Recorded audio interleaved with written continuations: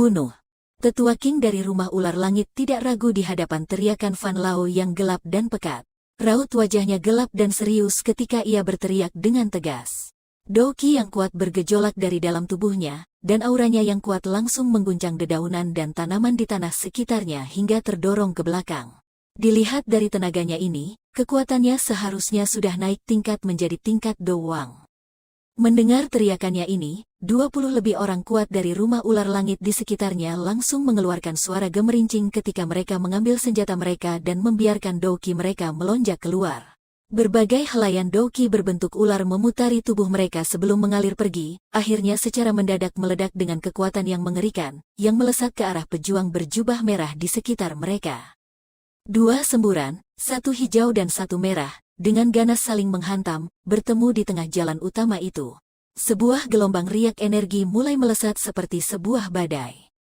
Ketika para pejuang sekte darah bermuka kejam tanpa ekspresi itu dengan ganas menebaskan pisau mereka ke arah bawah, mereka dilingkupi aura darah. Mereka tidak mengeluarkan suara sedikitpun. Orang kuat dari rumah ular langit juga menunjukkan wajah yang gelap dan serius ketika mereka memutar doki di tubuh mereka sampai batasnya.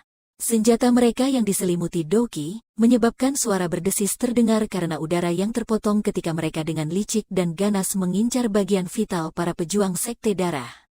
Orang-orang kuat dari dua kubu bukanlah orang biasa. Tidak hanya kekuatan mereka yang kuat, tetapi jelas mereka juga terlatih dengan baik. Meskipun tidak ada suara yang keras, sebuah pertempuran berdarah hingga mati tertanam dalam-dalam. Suara senjata tajam yang teredam menusuk ke dalam daging semakin sering terdengar. Darah segar dengan segera terpercik ke segala arah. Raut wajah tetua King tampak sedingin es. Ia memegang pedang panjang berbentuk ular. Setiap kali lekukan pedang itu berputar dengan aneh, benda itu akan menyerempet leher dari pejuang sekte darah. Setelah itu, akan ada sebuah bekas sayatan yang menyemburkan darah. Ketika darah segar itu mengalir, ia akan melesat seperti ular pasir mandala yang lincah dan ganas. Mayat-mayat berangsur-angsur menumpuk di sisi jalan. Kebanyakan adalah orang-orang dari sekte darah. Meskipun ada beberapa yang berasal dari rumah ular langit. Namun, bagaimanapun tetua King memimpin orang-orangnya untuk menyerang maju, akan ada pejuang sekte darah yang tak henti-hentinya menyerbu keluar dari dalam hutan, membatalkan niatnya untuk kabur ke dalam hutan. Mata tetua King terlihat acuh ketika ia menusuk dada seorang pejuang sekte darah dengan sebuah tusukan pedangnya.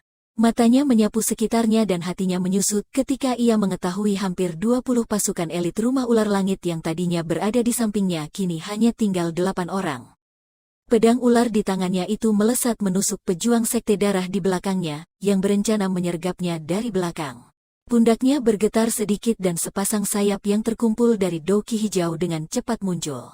Kakinya dengan lembut mendorong tanah ketika tubuh tuanya mendadak melambung ke angkasa. Namun, ketika ia baru saja akan berbalik dan kabur, sebuah bayangan tiba-tiba melesat berguling dari angkasa. Tenaga dingin gelap yang penuh keagungan, seketika menekan turun dari langit. Karena kekuatannya begitu kuat, tenaga itu mendobrak penghalang suara lalu melepaskan suara ledakan di sepanjang jalan. Merasakan kekuatan agung yang dikeluarkan di atas kepalanya, raut wajah tetua King agak berubah. Ia mengangkat kedua tangannya dan sebuah cahaya hijau bersinar terang dari atas ke bawah membungkus seluruh tubuhnya. Tenaga yang agung terjatuh dan dengan keras menghantam ke pelindung cahaya hijau yang baru saja tetua King ciptakan. Ia langsung bergetar hebat dan akhirnya tidak bisa menahan serangan itu beberapa saat kemudian.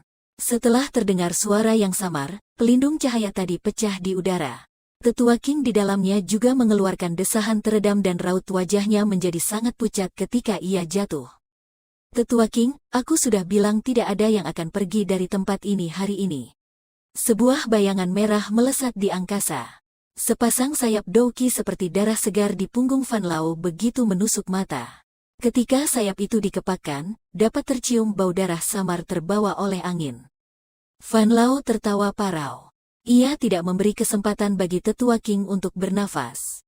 Dengan satu kepakan sayap di punggungnya, tubuhnya mendadak melesat ke bawah seperti kelelawar penghisap darah yang telah mengunci sasarannya. Melihat Fan Lao melompat mendekat, wajah pucat tetua King hanya bisa menggertakkan giginya keras. Ia mengeluarkan pedangnya untuk menyambut Fan Lao. Ketika doki di tubuhnya beredar dengan kecepatan penuh, sebuah doki ganas yang tak tertandingi langsung membuat udara sekitar memancarkan sedikit gelombang. Sepertinya tetua King ini telah melepaskan kekuatan maksimumnya untuk bisa kabur hidup-hidup dari tangan tingkat Do Huang, Fan Lao. Melihat pertarungan brutal hingga mati di bawah, lalu memandang pertarungan di angkasa, Xiao Yan yang pada dasarnya berpihak pada satu kubu, tidak bisa menahan untuk menggelengkan kepalanya. Ia menggumam, sepertinya orang-orang dari rumah ular langit tidak memiliki kesempatan untuk kabur hidup-hidup hari ini. Sekte darah pasti telah mengeluarkan banyak sekali usaha untuk menempatkan pasukan sebesar ini untuk menyergap tanpa membuat faksi lain curiga. Bagaimanapun waspada orang-orang dari rumah ular langit, kemungkinan besar mereka akan kesulitan kabur hari ini, kata Yao Lao menganggukkan kepalanya. Fan Ling juga di bawah. Namun, akan selalu ada dua Do Huang kuat yang melindunginya. Hal itu cukup merepotkan. Mata Xiao Yan mengawasi medan perang di bawah. Di tempat itu, Fan Ling sedang menggenggam sebuah pisau darah ketika ia menebas seorang kuat dari rumah ular langit menjadi dua bagian sambil tersenyum ganas. Terlepas dari apa yang terjadi, dua pria di sampingnya tidak berada lebih jauh dari 1 meter darinya. Jangan bergegas untuk menyerang Fan Ling. Jika Fan Lao merasakannya, semuanya akan menjadi sedikit menyulitkan. Karena aula jiwa sialan itu, aku tidak bisa meminjamkanmu kekuatan spiritualku tanpa harus takut seperti dulu lagi. Oleh karena itu, kau harus bertindak dengan waspada ketika bertemu dengan orang-orang kuat seperti ini di masa yang akan datang. Suara berat Yao Lao mengingatkan. Xiao Yan mengangguk sedikit. Ia dengan lembut menghirup nafas dan menekan kegelisahan di dalam hatinya, lalu dengan diam mengamati perkembangan yang terjadi di bawah. Mungkin ada banyak orang dari Sekte Darah, tetapi rombongan dari Rumah Ular Langit jelas lebih kuat dari mereka. Oleh karena itu, dengan bergantung pada kerjasama yang sudah dipahami tanpa harus dikatakan, kelompok yang tampaknya goyah ini akhirnya bisa bertahan dan tidak dibasmi meskipun tubuh mereka penuh luka. Mereka yang pantas mengikuti tetua King ke wilayah kacau bernama daerah pelosok hitam memang memiliki kemampuan yang hebat. Meskipun mereka yang berada di tanah bisa bertahan, kekuatan kelas Do Huang dari tetua King di angkasa bukanlah tandingan untuk Fan Lao yang merupakan Do Huang yang kuat. Fan Lao begitu cepat seperti hantu. Setelah hanya saling serang sebanyak 10 kali, raut wajah tetua King yang sudah pucat menjadi semakin memucat. Tetua King sekali lagi terpaksa menerima serangan telapak tangan Fan Lao di udara. Tenaga yang kuat, yang melonjak dari titik temu telapak tangan mereka membuat tetua King memuntahkan sesuap darah segar. Tubuhnya dengan cepat terpental mundur sementara Fan Lao dengan ketat mengejar tanpa henti seperti ingin mencabut nyawa orang sakit. Tetua King tiba-tiba mengangkat kepalanya ketika ia bergegas mundur. Wajahnya yang awalnya cantik kini penuh dengan kebuasan. Ia menggoyangkan tangannya dan sebuah kotak giok dingin muncul di telapak tangannya.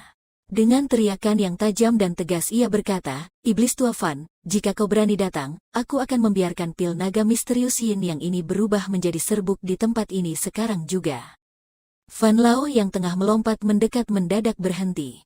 Dengan tatapan gelap memandang tetua King, ia berkata perlahan, "Jika kau berani menghancurkan pil naga misterius Yin yang, aku akan melumpuhkan dokimu, lalu mengurungmu di sekte darah dan memeliharamu seperti babi ataupun anjing yang khusus untuk melayani para pria sekte darah kami." Kata-kata yang keluar dengan nada tenang itu begitu kejam, hingga membuat seluruh tubuh orang-orang merasa ngeri. Ketika ia membayangkan nasib itu, di mana kematian lebih baik daripada hal itu, raut muka tetua King tetap berubah meski dengan kekuatan mental yang ia miliki. Tangan yang memegang kotak giok dingin itu sedikit bergetar.